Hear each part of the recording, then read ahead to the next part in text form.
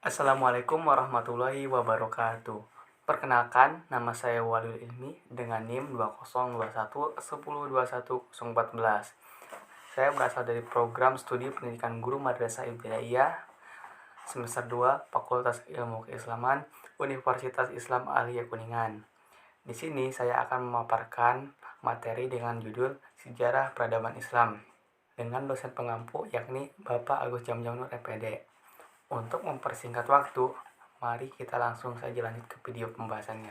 Yang pertama yaitu pengertian peradaban Islam. Kata peradaban sering diberi arti sama dengan kebudayaan, tetapi pada kenyataannya itu berbeda. Contohnya saja dalam bahasa Inggris.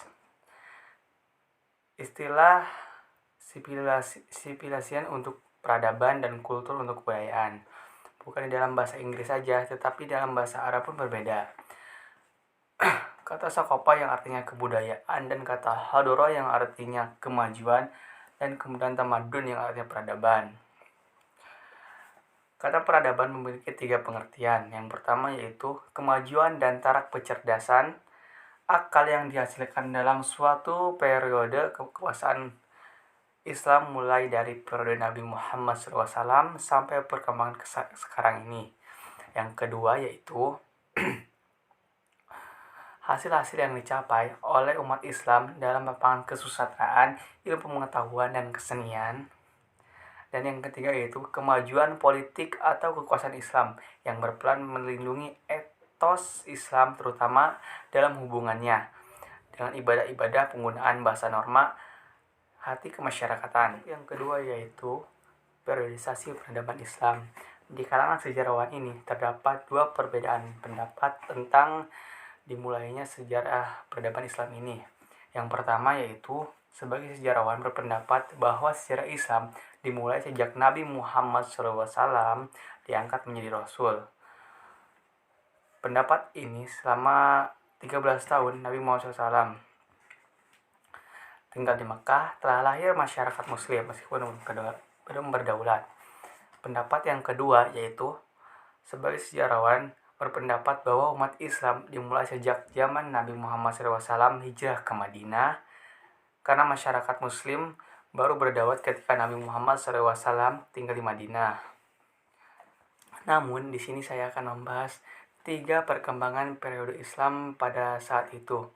Adapun 3 periode ini adalah yang sering dibahas oleh masyarakat dan diungkapkan pada saat itu adalah yang pertama yaitu Islam periode klasik, yang kedua yaitu Islam periode pertengahan, dan yang ketiga yaitu Islam periode modern.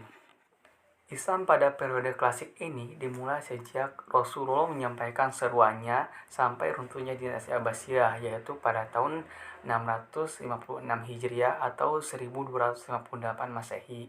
Pada periode Islam klasik ini juga terdapat 2 fase. Yang pertama yaitu fase ekspansi, integrasi, dan puncak kemajuan, dan fase yang kedua yaitu fase disintegrasi. Pada fase ekspansi, integrasi, dan puncak kemajuan ini dimulai sejak wafatnya Rasulullah SAW, kemudian dilanjutkan oleh Fala Khulafaur Rasyidin, kemudian dilanjutkan lagi oleh Bani Umayyah sampai dengan Bani Abbasiyah.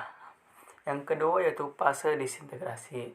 Pada fase ini ditandai dengan kemunduran perpecahan politik umat Islam. Puncaknya yaitu pada saat terenggunya Baghdad oleh bala tentara Hulugu. Nah, kejadian ini terjadi pada tahun 1298 Masehi. Adapun ciri-ciri Islam pada periode klasik ini, yang pertama yaitu Islam mulai berkembang karena telah diajarkan secara terang-terangan oleh Rasulullah SAW. Yang kedua yaitu mulai berkembangnya ilmu pengetahuan dan timbulnya para ahli-ahli ilmu pengetahuan. Dan yang ketiga yaitu mulai meluasnya Islam ke seluruh Nusantara atau ke seluruh belahan dunia. Dan yang kedua yaitu Islam periode pertengahan. Islam periode pertengahan ini ada 2 pendapat mengatakan bahwa Islam periode pertengahan ini terjadi pada tahun 1252 Masehi sampai 1800 Masehi. Dan ada juga pendapat kedua mengatakan Islam periode pertengahan ini terjadi pada 1252 Masehi sampai 1500 Masehi. Tetapi Islam pada periode pertengahan ini dimulai sejak runtuhnya dinasti Abbasiyah pada abad ke-11 Hijriah atau 17 Masehi. Nah, runtuhnya dinasti Abbasiyah ini tidak terlepas dari faktor-faktornya. Faktor-faktor yang mempengaruhi runtuhnya dinasti Abbasiyah ada dua. Yang pertama yaitu berlangsungnya perang salib yang berkepanjangan dalam beberapa gelombang. Dan yang kedua yaitu sebuah pasukan Mongol dan Tartar yang dipimpin oleh Hulagu yang berhasil menjarah semua pusat-pusat kekuasaan maupun pusat ilmu, yaitu perpustakaan di Baghdad. Adapun ciri-ciri Islam pada periode pertengahan ini ada tiga. Yang pertama yaitu kekuasaan politik terpecah-pecah dan saling bermusuhan. Yang kedua yaitu menyempitnya wilayah kekuasaan Islam karena serangan dari bangsa Mongol. Dan yang ketiga yaitu kemunduran umat Islam di berbagai bidang seperti militer, politik, dan perdagangan. Dan yang ketiga yaitu Islam periode modern. Islam periode modern ini merupakan kebangkitan umat Islam karena umat Islam ini mulai sadar dan bangkit dari keterpurukannya. Umat Islam juga mulai melakukan pembaruan dan pentajdidan. Pada periode ini atau Islam periode modern ini dimulai sejak tahun 1800 Masehi sampai sekarang ini.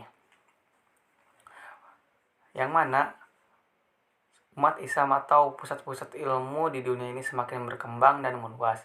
Ini merupakan ciri-ciri Islam pada periode modern ini.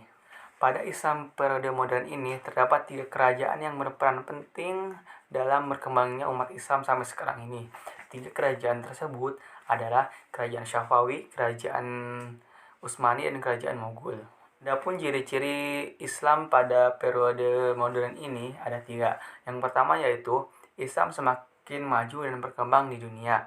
Dan yang kedua yaitu wilayah kekuasaan Islam lebih meluas bahkan hampir ke seluruh dunia.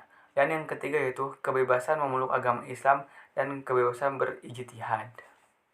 Mungkin cukup sekian video pembahasan dari saya yaitu tentang sejarah peradaban Islam ini. Apabila ada salah-salah kata yang kurang berkenan, ya baik sengaja ataupun tidak sengaja, saya mohon maaf. Wabillahi taufiq wal hidayah. Wassalamualaikum warahmatullahi wabarakatuh.